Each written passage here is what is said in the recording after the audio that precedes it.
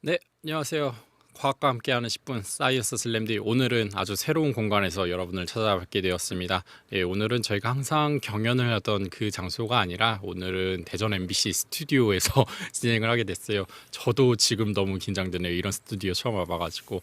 네, 저희 사이언스 슬램디는 아시다시피 국가과학기술연구회 NST, 기초과학연구원 IBS 그리고 대전 MBC 그리고 저희 대덕넷이 함께하는 대전과학문화 행사고요. 원래는 저희가 이제 5분의 과학자를 모시고 강연을 했었는데 오늘은 특별히 이번 주에 수능도 있고 해서 과학을 좋아하는 친구들 그리고 과학에 고민이 많은 친구들을 위해서 저희가 토크 콘서트 형태로 준비를 했습니다. 그래서 저희가 오늘 사전 안내를 받으신 분들도 계시겠지만 이제 제 옆에 네 분의 과학자분이 이제 와 계시는데요. 저희가 이제 소개를 드릴 텐데 저희 모두 올해 슬램디를 함께 해주신 분들이세요. 그래서 저희 제 가장 오른쪽에 계신 저희 원자력 연구원의 이유한 박사님부터 짧게 오늘 함께 해주신 박사님들 소개를 듣고 진행을 해보도록 하겠습니다.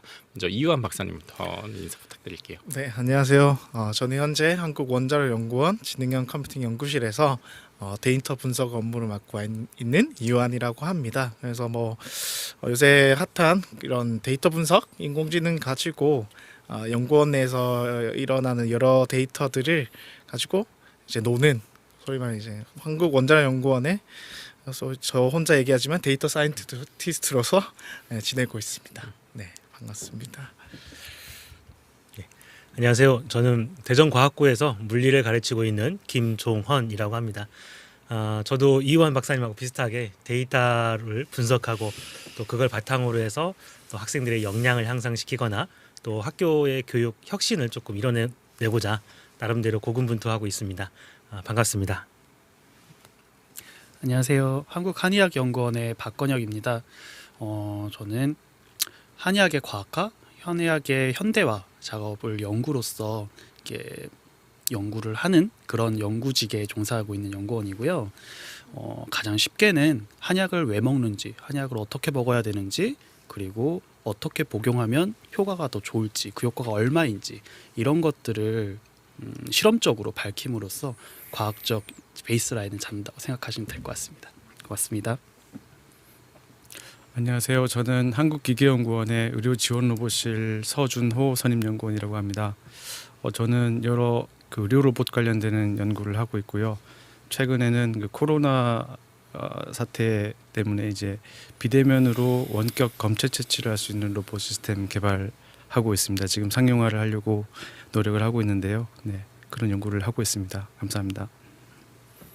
네, 저희 네 분의 소개를 들었는데 저희가 오늘 함께 하게 되신 네 분은 제가 기억하기로는 4월 그리고 7월, 9월에 저희 각각 저희 사이언스 슬램디를 함께 해주셨어요. 그래서 저희 그때 캑을 이야기도 했었고 또 통계로 본 코로나도 있었고요. 또 비대면의 코로나 로봇도 있었고 그 다음에 저희 벌레 박사로 불리게 되신 아주 결정적인 주제였는데 매미 허물 연구도 있었어요. 그래가지고 아주 다양한 그 주제로 투표를 받고 우승도 하시고 그래서 왕중왕전에 뵈실 분들도 계시고 그래서 정말 제가 듣는데 아주 지금 들어도 재밌는 주제들이에요. 그래서 저희가 오늘 사전에 질문을 좀 구성을 하면서 그래도 가장 기본적인 질문, 과연 이 네 분들은 어떻게 해서 과학에 관심을 가지게 되었고 또 이 관심을 언제부터 가지게 되었고 그래서 좀 어떤 과정을 걸으면서 실제 과학자와 이제 교사가 되셨는지가 저희가 좀 많이 궁금해요. 그래서 저희가 오늘은 그 얘기부터 시작을 해보도록 하겠습니다. 그래서 저희 이완 박사님부터 한번 들어볼까요? 네. 사실 이 질문을 받고 나서 며칠 동안 계속 고민을 했거든요. 어떻게 얘기를 해야 될까 했는데 이제 해야겠죠. 그래서 제가 그러니까 소위 말해 이제 과학자 같진 않지만 과학자라고 하니까 이제 보통은 학이 결국 대학원으로 오는 거잖아요. 근데 대학원으로 오고자 하는 마음을 거의 대학교 4학년 때 거의 끝날 때 무렵에 품게 되었는데 그게 제가 대학교 3학년 때부터 좀 책을 많이 읽었거든요. 책을 많이 읽었는데 읽으면서 참 이런 생각을 하다 보니까 세상은 정말 크구나. 세상은 정말 크고 그리고 나는 죽으면 먼지밖에 안 되겠구나 이런 생각이 들었어요. 그래서 이 짧은 인생에 뭔가 좀 의미 있는 일을 하고 싶다 이렇게 하다 보니까 생각하니까 일단 제 그때 결론은 뭔가 전문가가 되는 게 좋을 것 같다. 전문가가 되어서 뭔가 이 큰 사회에 조금이나마 기여할 수 있으면 좋을 것 같다 이렇게 생각을 하게 됐고, 그러면서 우연찮게 이제 학교 선배를 만나서 대학원을 알게 됐죠. 그래서 공부를 하면 전문가가 될 수 있대요. 근데 생각보다 제가 공부하는 걸 좋아했더라고요. 일단 좀 추운 데서 바뀌는 걸 별로 안 좋아하고 좀 안에서 공부하는 걸 좋아했으니까 그래서 한번 가보자 도전해보자 했고, 그렇게 6년이 지나 지금이 되었네요. 그래서 제 동기는 뭔가 전문가가 되어서 뭔가 사회에 공헌하자? 약간 그런 작은 동기가 있었던 것 같아요. 잘 말했나요? 모범답안이. 모범답안을. 예. 서준호 박사님은 뭐 따로 계기가 있으실까요? 저도 지금 박사님과 비슷한데요. 그러니까 그 만질 수 있고 이렇게 볼 수 있는 어떤 그런 것들을 우리가 만드는 거지 않습니까?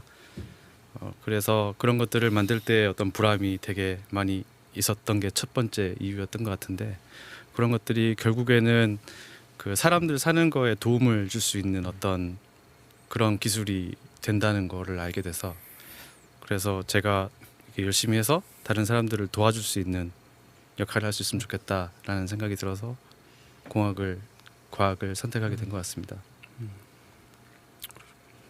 박건영 박사님은 저요. 제가 어떻게 보면 제일 특이할 수도 있겠는데요. 저는 공부를 원래 되게 안 좋아했었어요. 공부를 되게 안 좋아했었고 가장 결론적으로 말씀을 드리자면 하다 보니 된 케이스가 저의 케이스였어요. 그러니까 맨 처음에는 이렇게 뭔가 공부도 별로 좋아하지 않고 이렇게 책상에 오래 앉아 있는 방법 자체를 몰랐었던 그런 사람이었는데 거의 30분을 앉아 있었던 적이 없었던 것 같아요. 초중고등학교 내내. 근데 대학을 가서 결심을 내린 것도 있고 좀 뭔가 새로운 걸 찾기도 한 게, 이게 절대 하면 안 되는 건데 저는 한 가지를 혼자서 가만히 하는 일을 못했던 거예요. 그래서 그때서부터 이렇게 TV를 보면서 공부를 한다거나 라디오를 들으면서 공부를 한다거나, 그러니까 주변 환경이 너무 조용하면은 아무런 집중을 못하는 그런 사람이었던 거예요. 그러면서 이제 공부라는 걸 처음 시작을 하게 되고, 그러고 과목을 선택을 하는데, 이게 다른 분들은 이렇게 성적을 쭉 받으면 어느 성적 하나가 이렇게 딱 좋아지면 야 내가 그게 정말 잘하고 좋아하는 과목이구나 이렇게 생각을 하셨을 텐데, 과학도 못하고 아무것도 못하는 거예요. 아예 그냥 제로 베이스로 시작을 하다 보니까 어느 과목을 선택해도 그냥 그 과목을 열심히 하면 되는 상황이었던 거예요. 근데 이제 그나마 이제 되게 좋아했었던 게 패션 잡지 보고 이러는 걸 되게 좋아했었어요. 그러고 저희 부모님이 화장을 별로 안 하시는데도 불구하고 부모님 화장대에 있는 화장품이 너무 예뻐 보이는 거예요. 그런 것들을 막 갖고 싶고 만들어 보고 싶고, 그런 것 때문에 시작을 했었던 게 화장품 공부였었어요. 그래서 이제 지금은 사실 아예 좀 사뭇 다른 어떤 질환이나 질병 이런 걸 연구를 하고 있지만, 이렇게 화장품을 이렇게 보면서 연구를 해야겠다 생각을 하고 공부를 하다 보니 이제 대학원도 가야 되고, 대학원을 가서 생물학도 공부를 해야 되고 화학도 공부를 해야 되고, 근데 이제 또 대학원을 본인이 선택을 했지만 선택한 거와 또 다른 뭔가 연구를 해야 되는 또 그런 상황들도 많이 끼더라고요. 그러다가 이제 뇌질환을 하게 되고, 그 뇌질환의 연구를 하면서 화장품과의 관계, 또 피부와의 관계 이런 것들을 밝히는 것을 한의학에서 이제 찾기 시작을 했어요. 그렇게 되면서 지금은 이제 화장품을 사용했을 때 사람들의 감정이 어떻게 느껴지는지, 그리고 피부 병에 걸렸을 때 뇌에선 어떤 작용이 일어나는지, 그리고 어떤 약을 바르면 정신적으로도 굉장히 아름다워지고 이렇게 피부도 개선이 될 수 있는 이런 질환들에 대한 연구를 하게 됐습니다. 그래서 오늘날 제가 한국한의학연구원에 재직하고 있는 것 같습니다.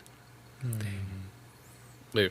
뭐 아주 늦지막하게는 대학 시절 대학원에 오셔서 하신 것도 있고, 그다음에 아예 공부의 제로 베이스부터 시작을 하게 된 케이스도 있는데, 뭐 그거 각자의 이제 시작점이나 아주 흥미있는 이제 시작점이 모두 다르기 때문에 동기는, 그래서 이러한 거는 이제 선생님께서 보셨을 때는 좀 어떠실지도 궁금한데, 이제 특히 여기는 이제 연구원에 계신 박사님이 세 분이시고 그다음에 과학 고등학교에 계신 선생님이 계시는데 선생님은 또 어떻게 교사가 되기로 결심하셨는지 그것도 그 중에서도 물리 선생님이신데 예, 어떻게 좀 이렇게 선택을 하시게 되셨을까요? 사실 대부분의 아이들, 제 아들과 딸도 마찬가지지만 미래에 대해서 그렇게 심각하게 고민 안 하거든요. 저도 아무 생각이 없었습니다. 그냥 학교 다니니까 다녔던 것 같고요.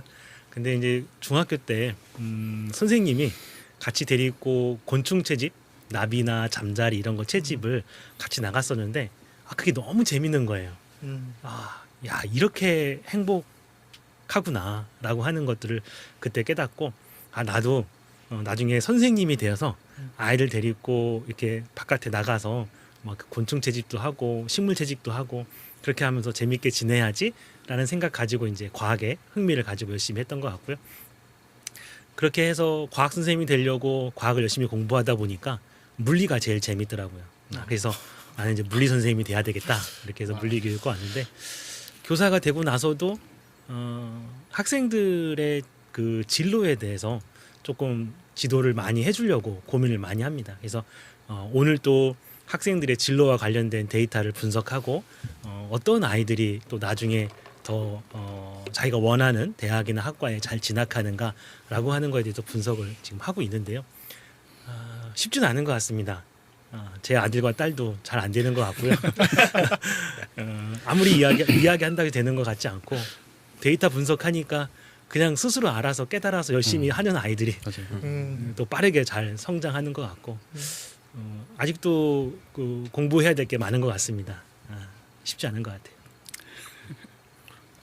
참 제가 학생 때 선생님 옆에서 그 말씀 듣는 것 저도 이제 이과를 나와서 과학을 되게 좋아했는데 그래도 진짜 물리는 정말 이해를 못했거든요 제가.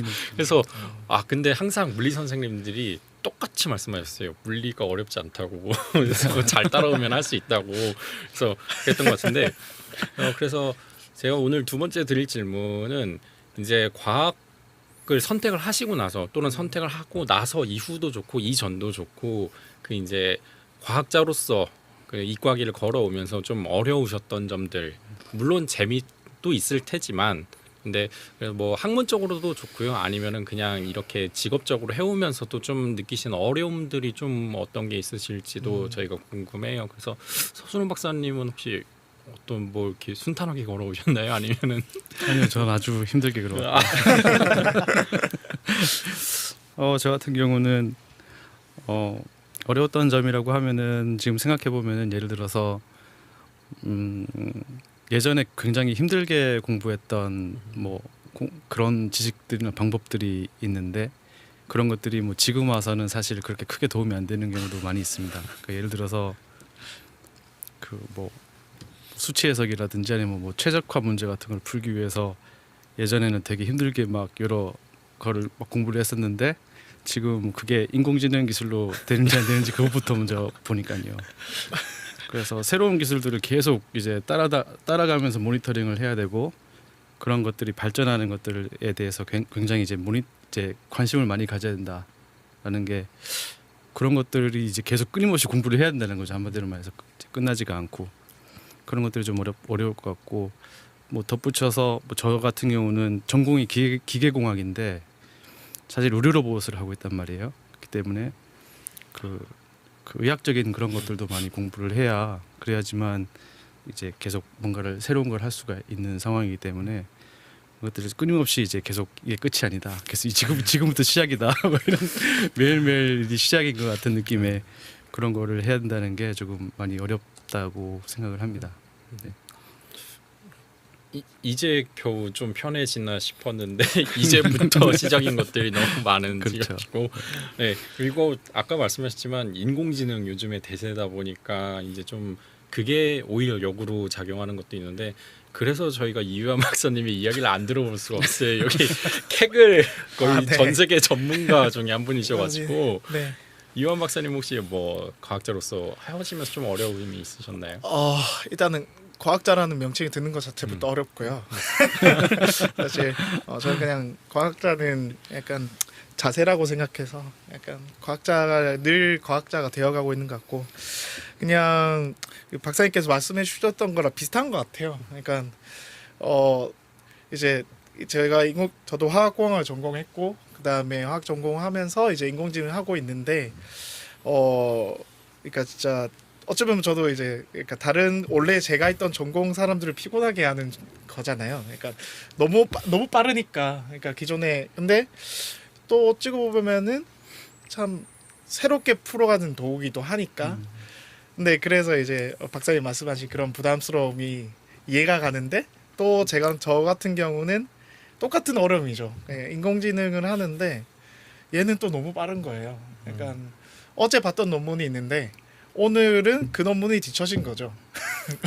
그게 늘 일어나고 있어요. 늘 일어나고 있어서 지금 1초, 2초가 지나가고 있는데 저는 이제 뒤처지고 있는 것 같은 느낌이랄까요. 근데 말씀하신 대로 이제 졸업하고 직장을 가져서 연구에 대해서 이제 좀 쉬나 싶었는데 안 그래도 주말에 와이프랑 똑같은 얘기를 했어요. 아니 오빠는 결혼하고 이제 직장도 가지고 했는데 주말에 같이 좀 쉴 줄 알았더만 어제 이제 와이프는 요리를 하고 있고 저는 방에서 혼자 너무 보고 있었거든요. 주말에도 좀 미안하더라고요. 근데 이제 저를 잘 아니까 근데 그게 좀 힘든 것 같아요. 그러니까 근데 이게 오히려 재밌기도 하거든요. 이제 또 재미를 물어보면 이것도 재밌는 거죠. 그러니까 늘 변화하고 늘 새로워지니까 늘 재밌거든요. 저는 되게 새로운 걸 추구하는 성격이라서 그래서 그게 너무 재밌는데 한편으로는 그게 저를 이제 괴롭히는 거죠. 괴롭히고 아까 캐글 얘기하셨지만 이제 지금 제가 운이 좋아서 지금 이제 지금 캐글에서 랭킹 지금 61이거든요. 1인데 이게 그 랭킹 점수 그 항에 보면 시간이 있거든요. 그래서 시간이 지날수록 랭킹 점수가 깎여요.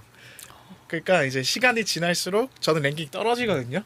참 괴롭게 해놨어요. 그러니까 이제 해야 되는 거죠. 그러니까 그런 거랄까요. 그러니까 뭔가 그랜드 마스터가 딱 되어서 뭔가 이뤘는데 그게 끝이 아닌 거죠. 또 새로운 시작이고 그리고 이제 과학이란 걸 하다 보니까 그냥 나 혼자만의 그런 게임이 아니라 전 세계 사람들과 함께하는 그냥 인류 사회가 함께하는 게임이잖아요. 어떤 학문이란 거를 이런 학문을 이제 전 세계 사람들이 뭔가를 만들었다면 그것을 계속 조금씩 발전을 같이 하는 건데 그러다 보니까 전 세계 사람들이 있다 보니까 A라는 걸 제가 했지만 보니까 B라는 방법도 있고 저보다 훨씬 잘하는 사람이 너무 많은 거예요. 볼 때마다. 그러니까 그게 또 물론 좋은 동기가 될 수 있지만 한편으로는 또 힘들게 하는 그런 게 돼서 약간 비슷한 맥락이지만 그냥 늘 새로워서 좋지만 늘 새로워서 힘들다. 약간 그런 거인 것 같아요. 네. 그렇죠. 그 왜 게임 특히 게임으로 설명을 해주셨는데 네. 보통 랭킹 올라가는 것도 힘들지만 그 자리를 지키는 것도 엄청 어렵다고 하잖아요. 안 그래도 그때 당시에 저희가 그 소개를 해드리면서 이제 캐글 그랜드마스터 거의 진짜 세계 소수점 안에 드시는 그 정도 수준이었는데 거기에 유지하고 계신 그러니까 그런 걸 유지하는 것도 굉장히 어려운 거고 물론 지금 인공지능 말씀하셨듯이 인공지능이 너무 워낙 속도가 빠르기 때문에 이제 과학을 연구하시는 분들도 이제 어찌 보면 이제 약간 속도전에 네. 돌입하게 된 그런 거라고 보시면 될 것 같고 선생님의 어려움은 뭐가 있을까요? 이게 사실 어려움을 찾자고 보면은 굉장히 많이 어렵거든요. 왜냐하면 세상이 너무 빠르게 변하고 있는데 네. 나는 학생들을 어떻게 가르쳐야 되고 또 이 학생들이 변하는 미래 사회 속에서 네. 어떻게 경쟁력 있게 살아남을 수 있을까라고 하는 거에 대해서 고민하면 정말 답도 없고 굉장히 힘들거든요. 근데 또 쉽게 생각하자면은 그냥 교과서에 있는 것만 가르치면 되기 때문에 또 큰 어려움이 없다고 볼 수도 있어요. 근데 저 같은 경우는 이제 끊임없이 어떻게 하면 변화되는 사회 속에서 이 아이들이 살아남을 수 있는 그 미래의 인재가 될 수 있을까 그런 부분들을 고민하다 보니까 굉장히 힘든 것 같아요. 기존에 아무도 그런 부분에 대해서 정답이라고 이야기해 주는 사람도 없고 또 정답이라고 생각되는 것도 찾아서 막 가보면은 좀 아닌 경우도 많고 그러니까 그런 거에 대한 고민하는 게 제일 힘든 것 같아요. 그리고 또 그런 역량을 향상시킨다는 거. 그러니까 사실 뉴턴의 운동 법칙 가르쳐 주는 거는 크게 어렵지 않아요. 그러니까 애들이 그 물리라든지 이런 것들을 과학을 어려워하는 이유가 뭐냐면 이해를 안 하고 암기하기 때문에 어려운 거거든요. 그래서 시간이 조금 걸리더라도 고민해서 이해하면 굉장히 쉬워요. 근데 그걸 가르쳐 주는 건 너무너무 쉬워요.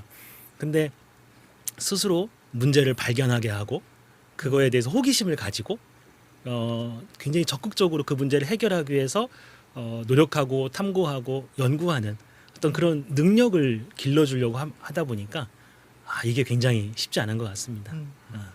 그래서 이제 그런 부분들에 대해서 고민하는 것이 지금 현재에 있어서 제게 있어서는 가장 어려운 것 같아요. 이런 마음을 이제 그걸 학생들이 알아야 되는데 학생들이 우리 김종원 선생님께서 이렇게 고생을 많이 그러니까 학생들의 이제 미래를 위해서 이렇게 고민을 하고 계신다는 점을 이제 알아주셨으면 좋겠네요. 지금 보면 안 되는 거 아니에요? 그것도 그렇네요.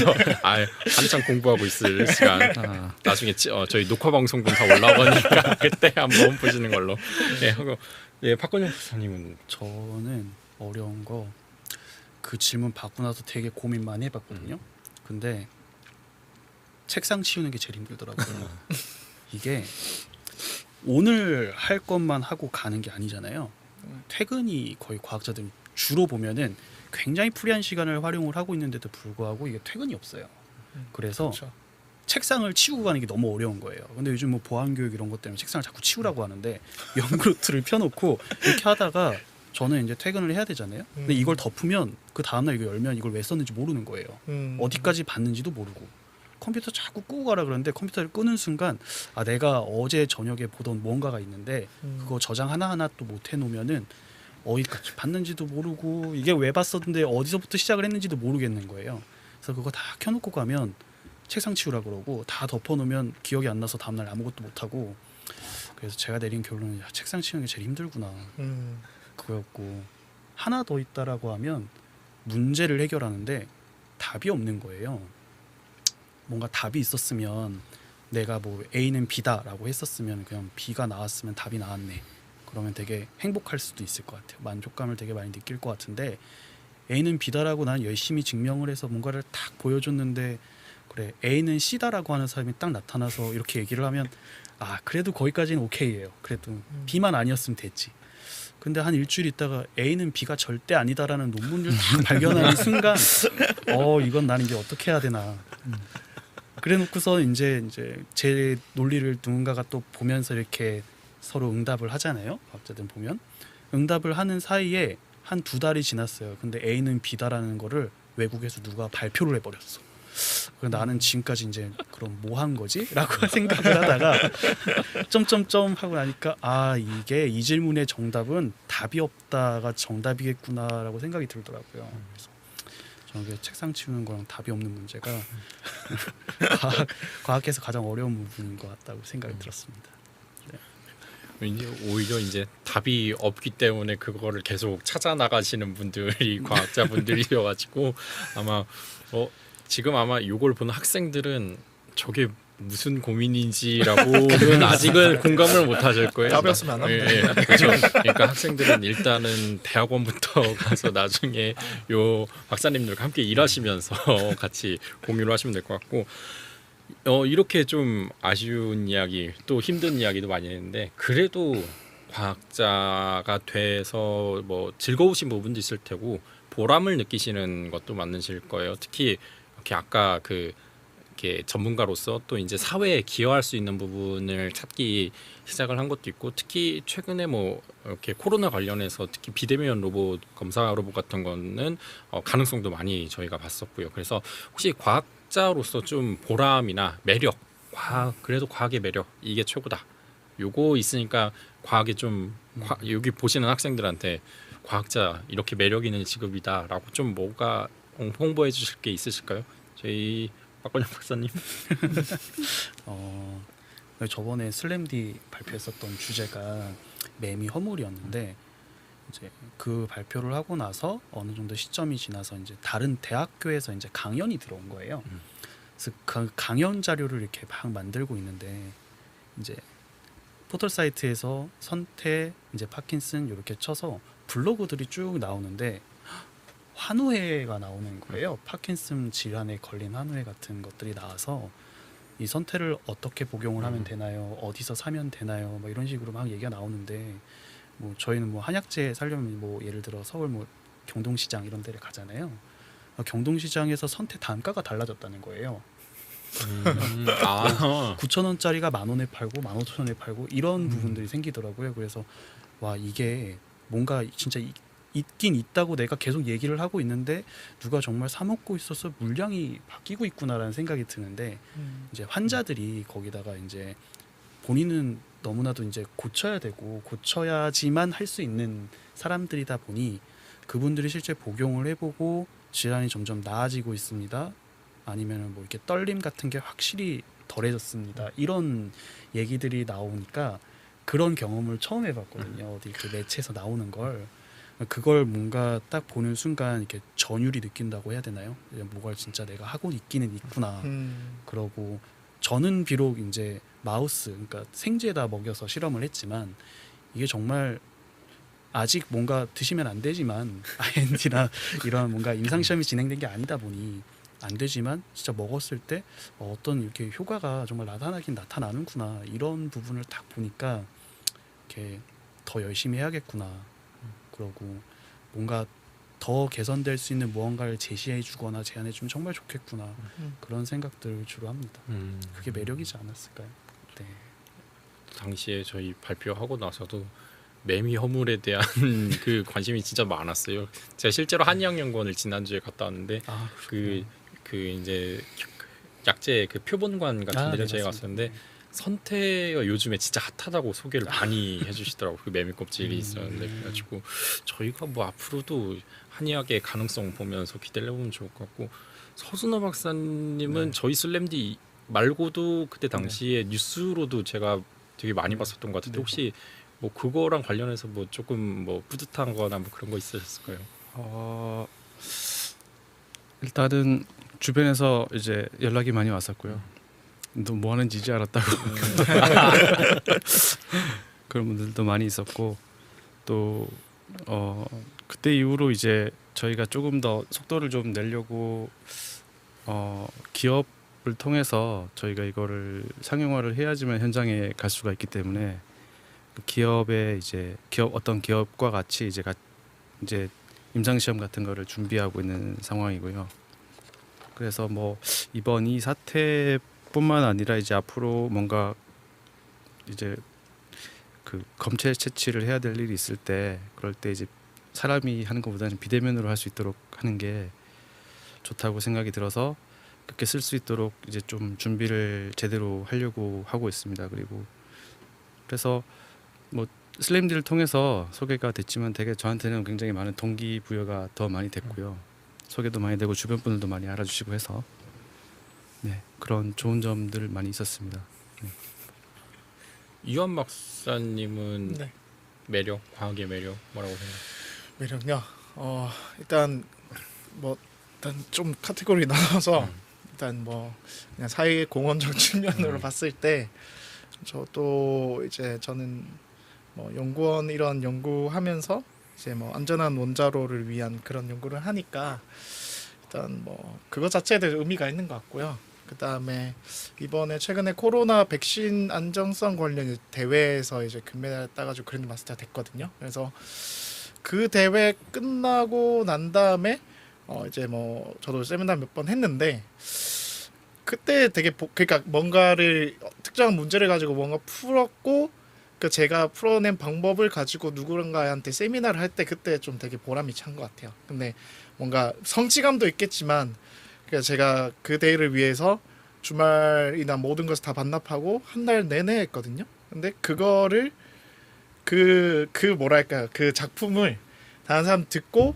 뭔가 그걸로 통해서 영감을 얻고 또 대화를 하고 그것 자체가 되게 재밌고 되게 보람차다고 해야 되나? 그런 거 있는 것 같고 그다음에 개인적인 측면으로는 과학은 하나의 이제 그냥 그 이야기를 하기 위한 도구인 것 같다는 거죠. 그러니까 뭐 이제 저는 이제 캐그란 커뮤니티 하고 하다 보니까 이제 해외 사람들이랑 막 소통을 하거든요. 근데 뭐 특정 데이터를 분석하는 거 가지고 막 서로 소통을 하고 그다음에 특정 연구 주제를 가지고도 서로 막 주고받고 하는 게 그게 너무 재밌더라고요. 그래서 새로운 사람들을 만나게 하는 하나의 또 뭐랄까요, 하나의 도구라고 할까요? 그러니까 나는 이런 거를 주제를 가지고 이렇게 난 하고 있어. 그러면은 어떤 사람들은 난 이런 걸 하고 있는데 한번 얘기해 보자. 이렇게 하면서 계속 얘기하다 보면 재밌네, 같이 할까? 약간 이렇게 되니까 그게 너무 재밌는 것 같아요. 네, 그렇게 얘기할 수 있을 것 같아요. 네. 사장님은 혹시 김정호 선생님 어떻게 생각하세요? 이런 거. 여기 계신 분들은 제가 볼 때 이제 성공하신 분들이잖아요. 제가 볼 때는 나름대로의 호기심을 갖고 계신 것 같아요. 그래서 뭔가 그 호기심이 있을 때 이게 왜 그런지 알고 싶고 또 이걸 어떻게 하면 문제를 해결할 수 있는가라고 하는 거에 대해서 그런 호기심을 해결했을 때 기쁨과 희열을 느끼는 것 같다라는 생각이 듭니다. 사실 저도 마찬가지거든요. 학생들을 가르침에 있어서 예를 들어서 물리를 못하던 아이들이 저한테 배워서 물리를 잘하게 되고 또 그거에 대해서 관심을 가지고 그쪽 분야로 진로를 정하게 됐을 때 그럴 때 이제 희열을 느끼기도 하고 그러니까 선생님 때문에 제 인생이 바뀌었어요라고 하는 말을 듣는 것만큼 저에게 큰 기쁨은 없는 것 같아요. 그래서 그리고 그런 아이들을 어떻게 하면 더 많이 가르칠 수 있을까라고 하는 거에 대해서 지금은 이제 데이터 분석을 통해서 그 방법을 조금 명시적으로 옛날에는 그냥 저의 감이나 아니면 개인적인 의견으로 했다고 한다면은 이제는 뭔가 객관적인 데이터를 근거로 이쪽으로 교육을 이렇게 갔으면 좋겠다라고 하는 제안들을 하려고 데이터 분석하고 있는데 그러니까 새로운 걸 만나는 게 너무너무 즐거워요. 그러니까 예전에는 전혀 몰랐던 거 이런 데이터로 분석하니까 이런 의미 있는 결과가 나오고 또 그런 거를 다른 선생님한테 오늘 또 이제 진로 진학 부장님한테 데이터를 분석했더니 이런 결과가 나왔습니다 했더니 너무너무 기뻐하시는 거예요. 그러니까 그런 남들이 모르는 그 무언가를 새로 알게 되었을 때의 그 기쁨 모든 과학자, 공학자들이 갖고 있는 공통된 희열이 아닌가 이런 생각이 듭니다. 선생님 정말 뿌듯하실 것 같았어요. 진로가 바뀜으로써 정말 그런 기회를 얻은 것도 있고 자 그러면은 이런 과학자들의 이제 실제 이야기를 저희가 들어보면서 관심이 생기는 친구들도 많고 그리고 지금 공부하고 있는 학생들도 많을 텐데 근데 저 때도 그랬지만 항상 진로 선택을 하는 학생들이 이과 쪽 과학 쪽에 좀 고민을 많이 하는 친구들이 어려워하는 학생들이 좀 많았던 것 같아요. 특히 뭐 일단 수학부터 포기하는 학생들도 있고 물리도 포기하는 학생들도 있고 또는 그냥 내가 과학에 아주 관심은 많진 않지만 뭐 흔히 말해서 직업 나중에 선택할 때도 이과가 좀 더 유리하다 이런 식으로 선택을 하는 친구들도 있는데 혹시 이런 좀 고민을 하고 있는 친구들한테 조금 이렇게 좀 진로를 선택하는데 좀 도움되는 말씀, 팁을 좀 주자면 어떤 말씀을 좀 해주실 수 있을지 서준호 박사님? 네. 과학이 어려운 이유를 예전에 제가 학교를 다닐 때를 또 떠올려 보면은 눈에 보이지 않고 만질 수가 없는데 이걸 이론만으로 이해를 해야 된다는 게 그게 굉장히 어려웠던 것 같아요. 그래서 만약 그런 것들이 어려워하는 학생들은 조금 더 이제 실생활에서 어떻게 활용되는지를 조금 더 찾아보는 노력을 하면 좋지 않을까. 그리고 학교에서도 그런 것들을 학생들한테 조금 더 제시를 해서 네가 지금 배우고 외우고 있는 이 공식이 이렇게 쓰이는 거야. 이렇게 연결을 시킬 수 있으면은 훨씬 더 동기부여가 많이 될 것 같고요. 그리고 그 4차 산업시대 뭐 이런 얘기 있지 않습니까? 그래서 뭐 어떤 데 보면은 40%의 직업이 없어진다는 등 뭐 이런 얘기가 있지 않습니까? 근데 어떤 새로운 것을 생각을 해내고 창의적인 어떤 사고를 해야 되는 어떤 그런 역할은 결국에는 사람의 몫이 될 거고 그런 것들을 해야 되는 직업이 바로 과학자 직업일 것 같거든요. 그래서 뭐 나중에 이게 직업이 괜찮을 것 같아서 하는 거가 좀 약간 현실적인 문제이긴 하지 정말 그건 중요한 문제인 것 같거든요. 그래서 그런 문제들을 현실적으로 봤을 때도 나중에 직업 선택을 할 때도 훨씬 더 기회도 많고 그 직업을 선택을 했을 때 오는 그 보상도 많을 것이라고 저는 생각을 해서 그런 면에서도 저는 이 과학자로 진로를 잡는 것을 되게 좋다고 생각을 하고 있습니다. 박건혁 박사님은 저는 생각을 하면서 질문을 방금 처음 들은 것 같은데 이 과목 수가 되게 많잖아요. 저 예전에 고등학교 선생님들 보면 과목 수가 선생님들은 과목이 다 나누어져 있는데 학생은 다 해야 되잖아요. 너무 불공평하다고 생각이 드는 거예요. 아 어떻게 다 잘해? 막 이런 생각이 들었어가지고 뭐 물론 이제 학위라는 과정이 쭉 걷어지면서 이제 한 줄 갖고 한 단어 갖고 공부를 계속하고 직업도 그걸로 선택을 하게 되잖아요. 그런 거에 대해서는 저는 이제 대학 때부터 공부를 하다 보니까 제 하고 싶은 대로 하는 느낌? 그런 게 있어서 거기까지는 참 좋았던 것 같은데 그 전 과정의 제가 공부를 되게 어려워했거든요. 되게 어려워했었는데 지금 생각해 보면 맨 처음에 선생님 말씀하셨던 것처럼 외워서 하려고 하다 보니 그게 이제 외워야 되는 이유는 단 한 가지예요. 지금까지 공부 안 하다가 시험 전날 해야 돼서 외워야 되는 이유는 단 한 가지죠. 이제 시간을 절대적으로 들이지 않고 어떤 실력을 발휘해 보이려고 하는 그 느낌 때문에 그러니까 꾸준히 하는 거 저도 이제 와서 생각을 해보면 지금 직장에서도 꾸준히 하는 게 제일 필요했었던 것 같고 과거에 공부를 했을 때도 꾸준히 했더라면 오히려 하나라도 더 이해를 하지 않았을까? 라는 생각을 되게 많이 했었어요. 근데 이게 되게 진부하고 고루한 얘기거든요. 학생들은 야, 그걸 누가 몰라 이렇게 얘기를 하는데 정말 이제 와서 다시 옛날로 돌아가서 뭘 해봐라 이런 식으로 얘기를 한다라면은 그냥 영어도 그랬고 뭐 수학도 그랬고 과학도 그랬고 그냥 잘 안 되더라도 일단 잡고 어느 정도의 시간 한번 들여보고 뭐 이렇게 소위 저희 대학원 때 사람들이 들어가면 야 일단 한 2, 3년은 모르겠지만 그냥 버텨 막 이런 얘기를 하거든요. 그게 진짜 아무것도 아닌 말 같은데 되게 와닿았었거든요. 나중에 졸업할 때쯤 되면. 그래서 저도 맞아 예전에 막 지도 교수님한테 혼났어요. 막 이제 학생이 처음 들어왔는데 선배로서 해보고 싶은 말이 있으면 해봐라 이러면서 이제 회식 시간에 딱 얘기를 하라는데 저 혼자 일어나서 석사 과정은 그냥 일단 버티고 박사 과정부터 이제 얘기를 하자 뭐 이렇게 얘기를 했는데 그날 저 다음날 끌려갔거든요 아침에. 그래서 일단 뭐 이렇게 조금 버티면서 공부를 좀 꾸준히 하면서 어느 정도의 시간을 조금 들여보는 연습을 하는 게 그게 지금 현실적으로 가장 큰 좋은 짓이지 않았을까라는 생각을 합니다. 선생님이 보시기에는 어떠실까요? 그러니까 제가 교육에 있으면서 느끼는 가장 핵심적인 키워드는 뭐냐면 재미입니다. 재미예요. 공부 잘하는 아이들한테 물어봐요. 야, 너는 왜 이렇게 공부를 열심히 하니? 재밌대요. 네, 재밌어서. 그러니까 그 친구들은 학교 시험에 나오는 것만 공부하는 것이 아니라 시험에 안 나오는데 이게 궁금해요. 그러면은 더 어려운 책이라 하더라도 본인 스스로 찾아서 공부하기도 하고 또 선생님한테 물어보기도 하고 또는 선생님 그 실험실 좀 제가 잠깐 빌릴 수 있을까요? 라고 이야기해가지고 실험을 해요. 근데 하라고 해도 사실 안 하는데 그 아이들은 되게 귀찮아 하는데도 꼭 하고 싶어 해요. 그 이유가 뭐냐면 재미입니다.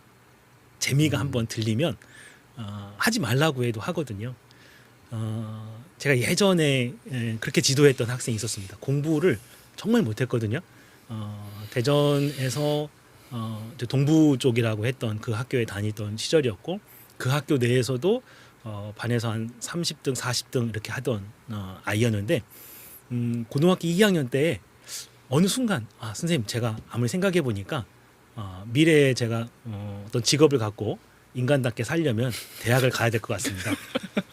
뜬금없이 그러면서 공부를 하겠다고 하는 거예요. 어떻게 해야 되냐? 보니까 중학교 수준도 안 돼 있는 거예요.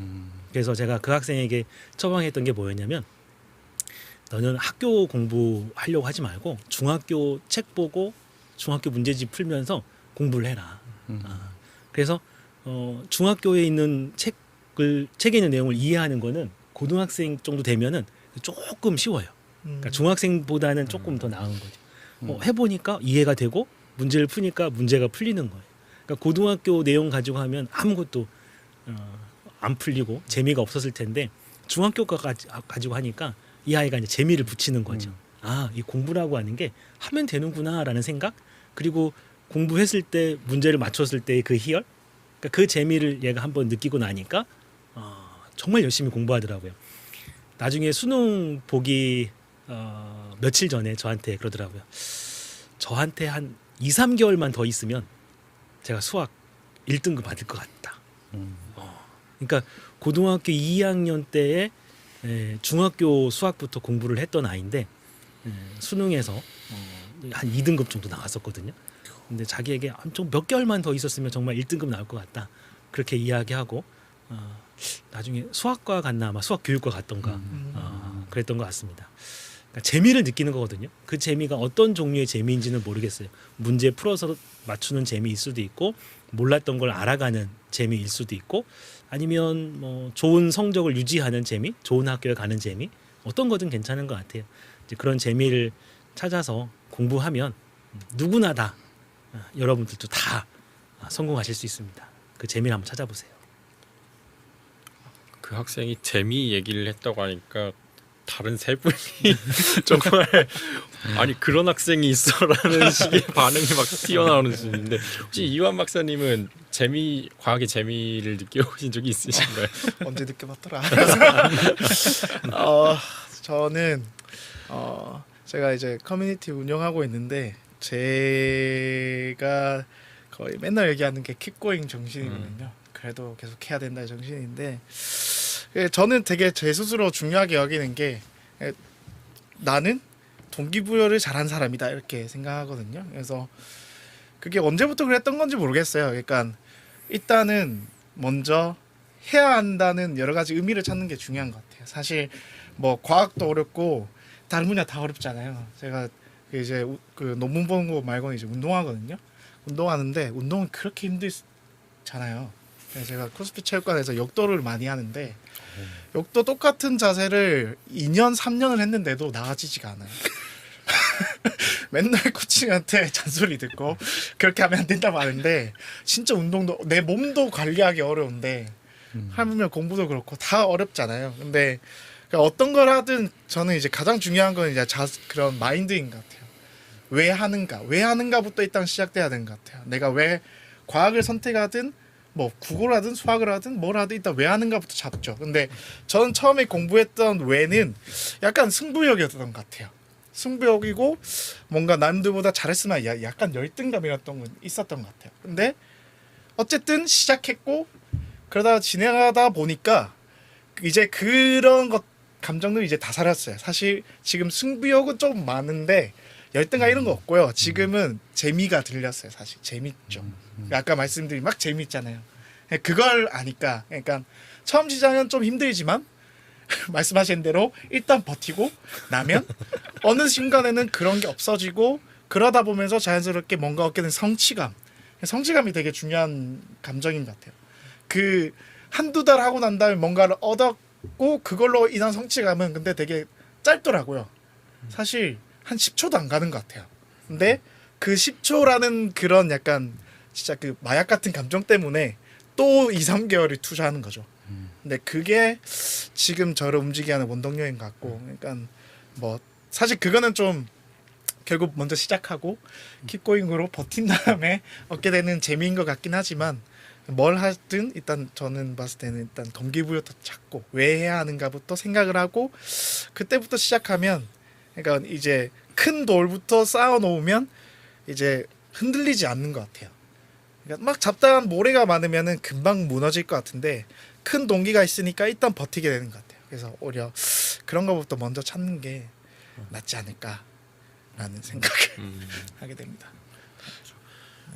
아주 다양한 동기들이 요즘 지금 여기 계신 분들 너무 잘 얘기해 주셔가지고 맞아요. 제가 잘 알고 이제 아주 네 분 각각 아주 다 각자의 매력을 가지신 분들하고 제가 함께 하고 있는 것 같은데 근데 그 이제 학생들이 재미나 또는 이제 흥미 그리고 이제 호기심을 갖게 되는 그 순간 있을 텐데 뭐 요즘에는 이제 저 같은 경우는 또는 박사님들은 이제 어렸을 때 뭐 장난감 로봇을 만져보면서 뭐 흥미를 느꼈다든지 뭐 아니면은 뭐 이렇게 먹는 거 이렇게 아니 기계 같은 거 분해해 보면서 이렇게 재미를 느끼는 친구들도 있는데 요즘 같은 경우는 뭐 워낙 키트 같은 것도 잘 만들어졌고 또는 유튜브를 검색을 해도 많이 나오고 그런데 이런 뭔가 그만큼 이제 아이들한테 이제 접근성이 좀 많이 높아진 상태에서 이런 토크쇼도 좋고요. 또 슬램 같은 형식도 좋고 과학 커뮤니케이션을 하는 것도 굉장히 요즘에는 많이 각광을 받고 중요성이 부각이 되고 있어요.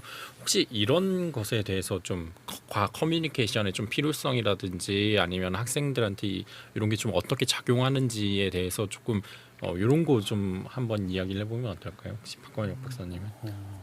그러니까 이게 좀 과학 커뮤니티에 대한 필요성 네. 약간 이런 것들이 질문이신 거죠. 필요성 필요하죠. 윤체 이제 과학이라는 분야가 어떻게 보면은 약간 사회경제 분야보다 되게 폐쇄적인 것 같아요. 제 나름대로의 폐쇄성에 대해서 한번 생각을 해봤던 적이 있는데 저희는 진짜 조그만한 거 하나 갖고 평생 동안 연구하거든요. 그것도 눈에 보이지도 않아서 마이크로 단위, 나노 단위 현미경 봐가면서 실험을 하고 그거에 돌진을 하는 사람들이 모여 있다 보니 굉장히 폐쇄적이고 한편으로는 되게 소심해요, 사람들이 진짜. 그러다 보니까 내 거를 뺏기지 않고 싶어하는 경향도 굉장히 크고요. 그러다 보니까 널리 피는 것도 본인 중심으로 펴지기를 바라는 형태가 어떻게 보면 과학 연구 집단일 수 있다고 생각이 들더라고요.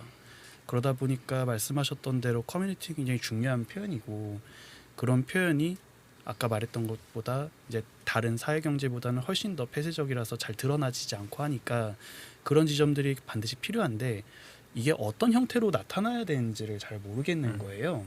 이거를 제시해 주는 사람들이 과학계에 별로 그렇게 많지가 않아요.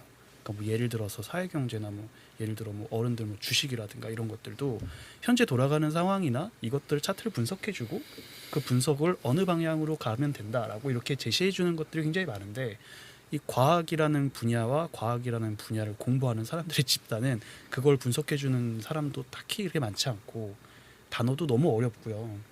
요즘 유튜브 보니까 그런 게 있더라고요. 논문을 이해시켜 주는 분? 예, 이런 분들이 나오더라고요.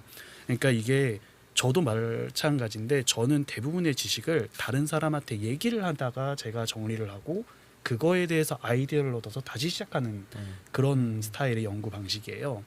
그러다 보니까 말을 하면 할수록 제 지식이 넓어지는 스타일인 거거든요.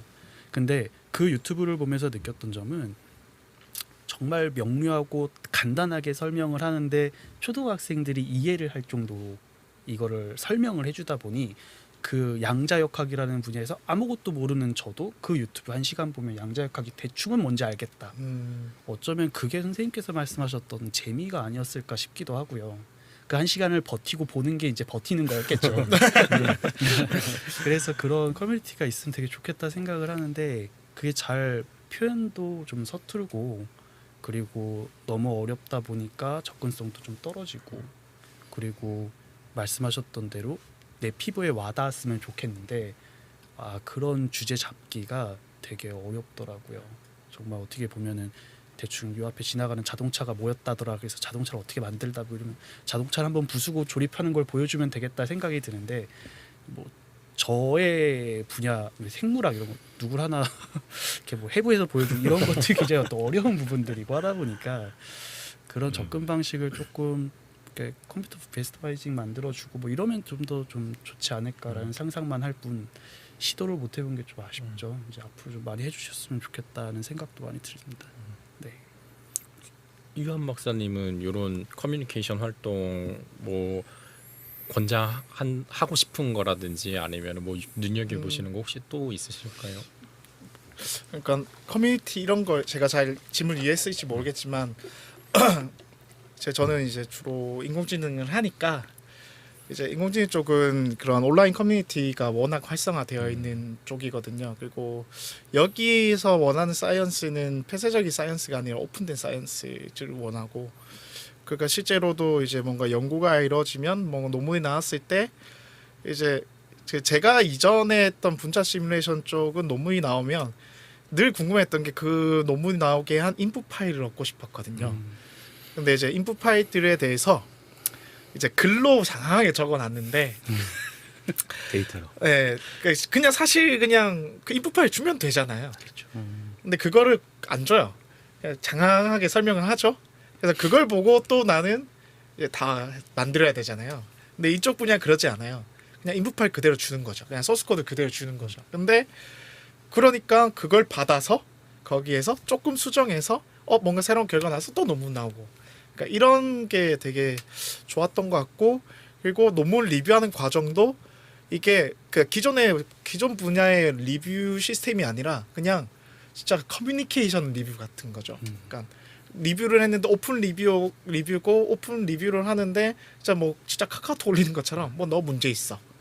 그러면 그걸 답을 달고. 그러니까 그런 걸 되게 이제 보면서 느낀 게 커뮤니티가 정말 중요한 것 같다. 요새 트렌드인 것 같고.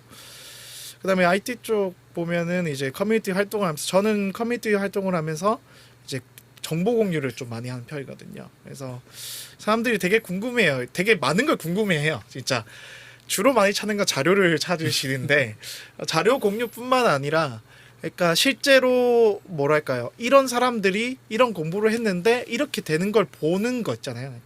그러니까 혼자 하면은 모를 것들을 그런 커뮤니티 하다 보면 정말 저런 사람들이 저렇게 해오니까 이렇게 할 수 있구나라는 걸 보게 되는 거, 그게 되게 도움이 됐고 그게 또 다른 새로운 동기부여인 것 같아요. 그래서 저는 커뮤니티 활동을 적극 장려하긴 하는데, 이제 그 커뮤니티 활동이 주로 이제 페이스북, SNS를 해야 돼서 그러니까 SNS를 건전하게 잘 활용할 수 있어야 된다. 약간 저는 그렇게 생각하는 편이라서. 네. 근데 그건 좀 쉽진 않은 것 같아요. 사실 어쩌다 보면 계속 페이스북만 보일 때가 있어가지고 사실 그런 거 있긴 하지만. 네. 요즘에는 이제 네, 맞아요. 과학자들끼리의 커뮤니티도 네.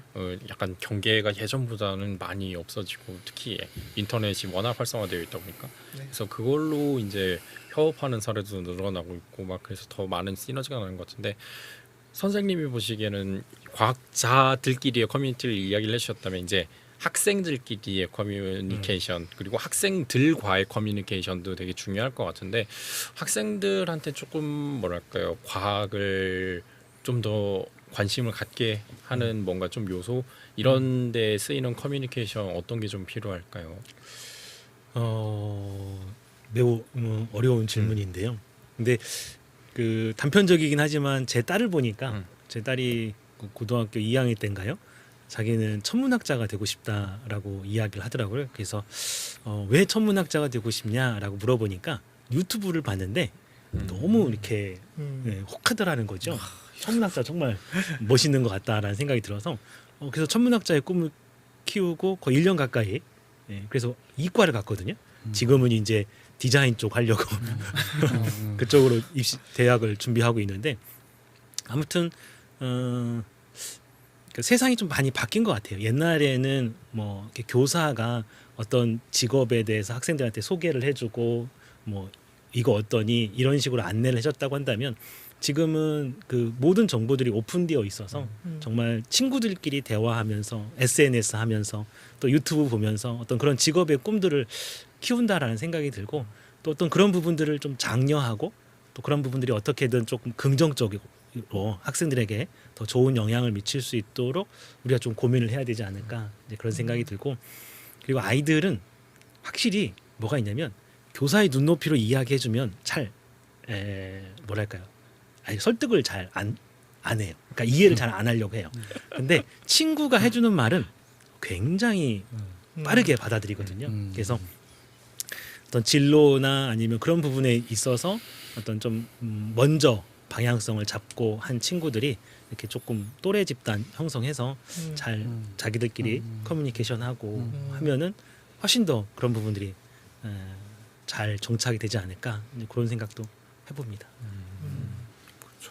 학생들끼리 진짜 뭐 요즘에 특히 과학 유튜버들 보면은 뭐 몇 분 한 1분 만에 정리하는 것도 있고 3분 만에 뭐 요약하는 것도 있고, 영화를 과학적으로 소개, 특히 뭐 올해 같은 경우는 뭐 테넷 같은 것도 있었고 막 그 물리학적으로 해석해 주는 것도 워낙 접하는 게 많다 보니까 조금 이제 과학 쪽에 이제 관심을 자연스럽게 갖게 되는 친구들도 많은 것 같은데, 혹시 서준호 박사님은 이런 유튜브 활동 해보실 생각은 혹시 없으신가요? 해보고 싶은데요. 네. 주변에서 말릴 것 같아서 저는 뭐 제 일화를 말씀드리면은 제 조카가 이제 대학교를 가야 되는 그 나이라서 이제 지금은 이제 대학교를 갔지만 이 친구가 처음에 이제 문과 이과를 선택을 해야 될 때 그때 중요한 시기잖아요. 고등학교 1학년 때. 그때 이제 제가 연구소를 일부러 데리고 와서 내가 이런 거를 하고 있고 이렇다 이제 평상시에 연락 잘 안 하다가 이제 갑자기 연락을 해가지고 데리고 와서 너가 이렇게 해서 이게 문과보다는 이과가 좀 더 낫지 않겠느냐, 주변에 있는 대학도 한번 데리고 가서 이런 연구실도 있고 이렇다 얘기를 다 하고 그 친구가 문과를 가더라고요.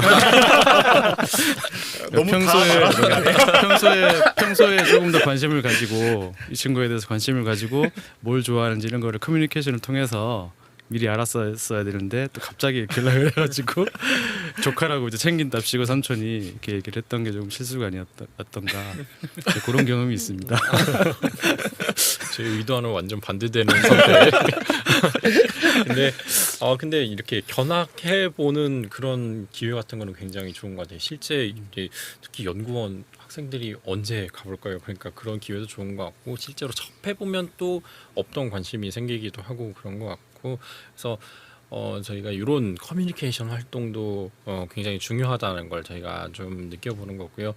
그런 차원에서 하고 있는 저희 슬램디 영상이 유튜브에 있으니까 유튜브에 슬램디 검색하셔서 지금 여기 계신 네 분도 출연을 하셨으니까 한번 살펴보시면 좋을 것 같고 저희가 좀 마지막으로 좀 이제 마무리를 하면서 박사님들께 좀 들어보고 싶은 말이 있는데 이제 그래도 과학에 관심이 많지만 과학은 이제 조금 공부를 잘해야 되는 학문이다라고 이제 좀 이 선입견을 갖고 있는 친구들도 있고 그런데 왜 그런 광고가 있잖아요. 너도 할 수 있다고 영어 같은 거 너도 할 수 있다고.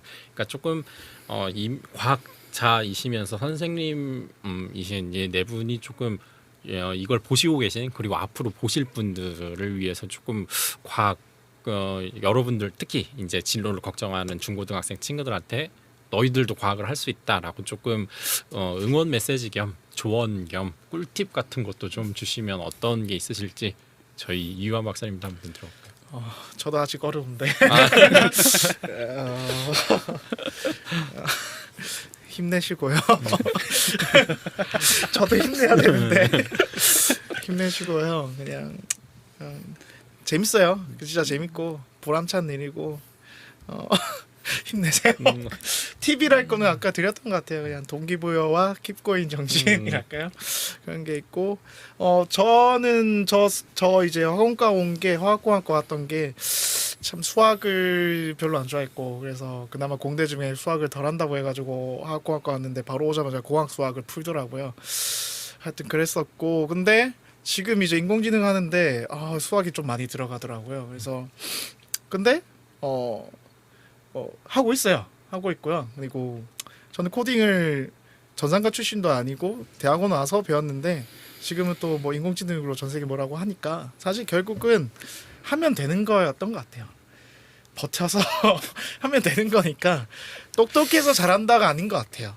그냥 하면서 잘하게 되는 거고 하다가 그럴 수도 있는 것 같아요. 천재성이 발현될 수도 있죠. 없었던 진짜 있었는데 몰랐던 천재 발현될 수 있겠죠. 축하드려요. 그러면 전 천재성이 없는 것 같고요. 저는 끝까지 버티는 걸로 살았기 때문에 화이팅 힘내세요. 네. 마치 속마음은 오지 마. 오세요. 환영해요. 저도 이제 연구실 구경시켜드리죠. 네, 저희 원자력 연구원이 오시면 유한 박사님과 함께 견학 투어 하고 혹시나 봤는데 문과로 갈지는 모르지만 저희 서준호 박사님은 조카분은 문과로 가셨지만 네. 다음 분은 꼭 이과로 오시라는 뜻으로 한번 한 말씀 해주시면.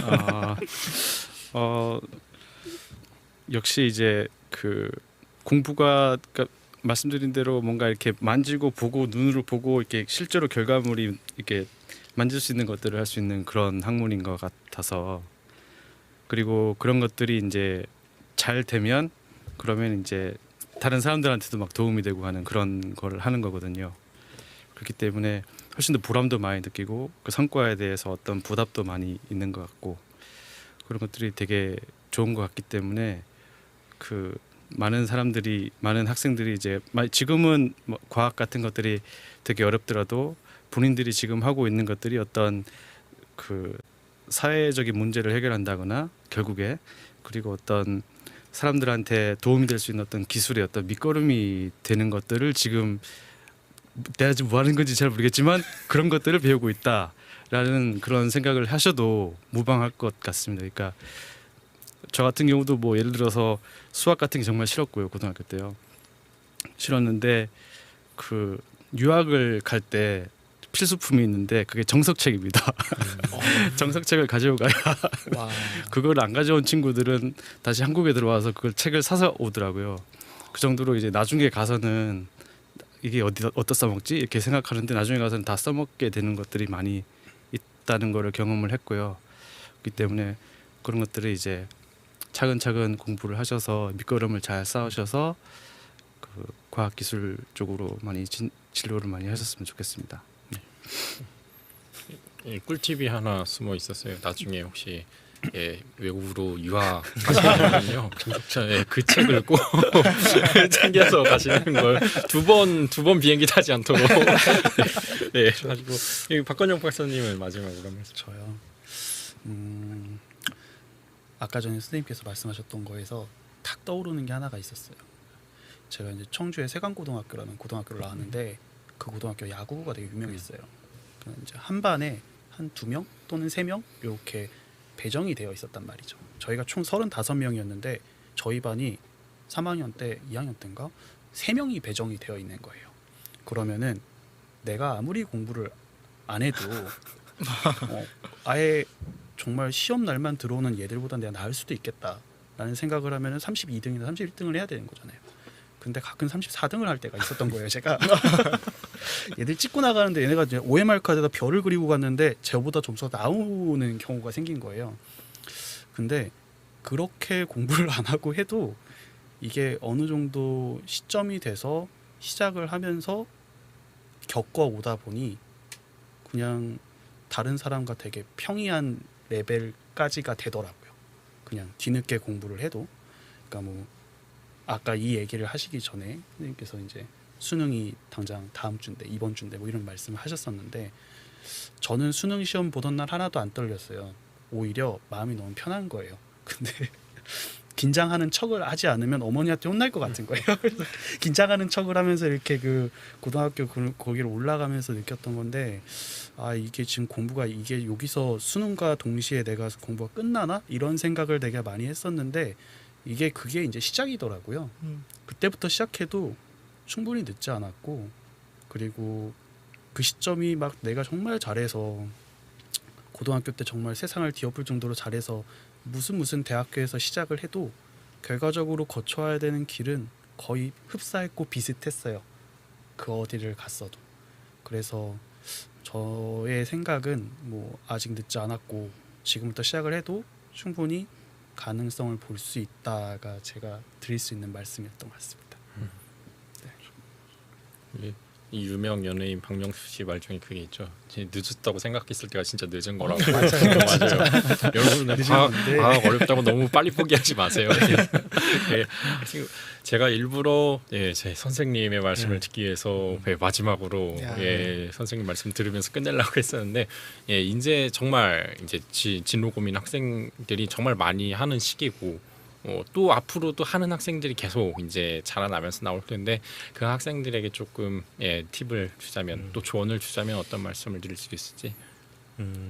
생각보다 길이 굉장히 많습니다. 과학자가 되는 길이 우리가 생각할 때는 공부를 굉장히 잘해서 뭐 카이스트나 서울대 나와서 또 뭐 미국의 MIT나 하버드 막 석박사 마치고 이렇게 해야 훌륭한 과학자가 될 것 같다라는 생각이 들지만 사실은 뒤늦게 공부를 해서 이렇게 연구원이 되기도 하고 그 다음에 어떤 친구들은 좋은 대학을 가진 못했지만 혼자 독학해가지고 공부해서 또 세계적인 인재가 되기도 하고 길이 굉장히 많은 것 같아요. 저도 학생들을 보고 학부모님들을 보면서 굉장히 안타까웠던 게 뭐냐면 좋은 대학을 가지 못하면 나는 실패한 것 같다라는 생각 그리고 나는 안 될 것 같다라는 생각을 너무 많이 갖는 것 같아요. 근데 자기가 생각할 때 그 좋은 대학이 아니라고 하는 대학에 갔는데 지금 훨씬 더 성공한 케이스도 굉장히 많거든요. 뭐냐면 나중에 그 대학에 갔는데 교수님이 볼 때 다른 아이들보다 이 학생이 조금 더 우수해 보이는 거죠. 이 학생을 더 키워주고 어떻게 하면 성공할 수 있을까라고 하는 걸 도와주고 그런 부분들을 또 잘 받아들이는 학생들 같은 경우에는 남들이 생각할 때는 좋은 대학이 아니었는데도 불구하고 성공한 케이스가 굉장히 많습니다. 지금도 저를 가끔 찾아오는 과학자가 된 제자가 있는데 그 친구도 학교 다닐 때는 공부를 굉장히 못했거든요. 근데 대학교 2학년 때에 정말 그 학생이 좋아하는 그 무언가 하나 찾았어요. 근데 그게 미래에 유망할 뭔가입니다. 미래에 유망할 뭔가인데 제가 그 학생한테 스승의 날 저 찾아왔었는데 네가 대전에 있는 모 대학인데 그 대학 졸업해서 성공하기 쉽지가 않다. 네가 성공하려면 미래에 뜰만한 무언가를 공부해야 된다라고 이야기했었는데 그때는 그냥 흘려들었어요. 근데 어느 유명한 분이 오셔가지고 똑같은 얘기를 한 거예요. 그래서 그 학생이 그걸 붙잡고 정말 열심히 버텨가지고 킥고잉을 했습니다. 열심히 요즘 아이들 하는 표현이 있긴 한데 하여튼간 열심히 해가지고 지금은 정말 서로 데려가려고 하는 그런 인재가 됐거든요. 대학 크게 상관이 없고요. 가면 갈수록 대학보다는 능력이 더 중요한 시대가 됐고 내가 원해서 열심히 공부하면 언제든지 공부할 수 있는 환경이 만들어져 있거든요. 그래서 여러분들이 역량을 키우면 그 역량을 보고 주변에서 많은 사람들이 데려가려고 하는 그런 인재가 될 수 있습니다. 그래서 너무 성적, 좋은 대학 이거에 목숨 걸지 않았으면 좋겠다는 생각이 듭니다. 진짜 경쟁력을 위해서 투자하는 여러분이 됐으면 좋겠어요. 네, 정말 어디 가서 쉽게 들을 수 없는 정말 좋은 조언이었던 것 같고요.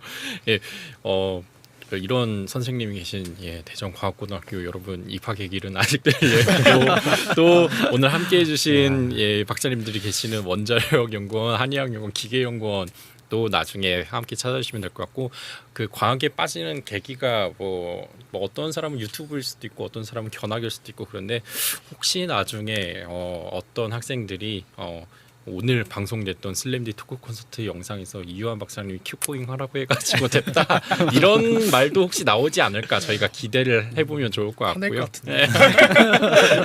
좀 오늘의 이제 토크 콘서트가 조금 준비하는 학생들 또 이제 또는 혹시 모르지만 또 이제 지금 현업에 계신 과학자분들에게도 또 다른 자극이 될 수 있었을 것 같아요. 그래서 그렇게 보시면 될 것 같고 저희가 오늘 준비한 토크 콘서트는 여기까지로 하면 될 것 같고요. 저희가 슬램디 오늘 특별 편성한 토크 콘서트는 오늘 여기까지 하고 저희가 마지막 올해 왕중왕전이 12월 19일 오후 2시에 예정되어 있습니다. 거기에 올해 함께해 주셨던 과학자분들이 모두 왕중왕 나와서 경쟁을 해주실 예정이고요. 오늘 나오신 분들 중에도 또 그 자리에서 뵐 분들이 계세요. 그래서 그날 저희가 이후에 또 안내는 가겠지만 그때 오후 2시 잊지 마시고 12월 19일 저희와 함께 해주시면 감사하겠습니다. 그러면 오늘 약 1시간 정도 1시간 정도 됐는데 뭐 아주 가벼운 얘기부터 또 되게 진지한 얘기까지 많이 해봤던 것 같아요. 그래서 되게 좋은 말씀 많이 주신 네 분께 제가 감사의 인사를 시청자분들 대신해서 함께 드리고요. 저희는 그러면 오늘 방송은 여기까지 마치고 나중에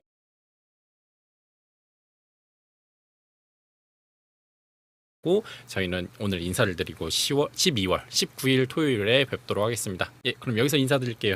감사합니다. 수고하셨습니다. 감사합니다. 수고하셨습니다. 고생하셨습니다.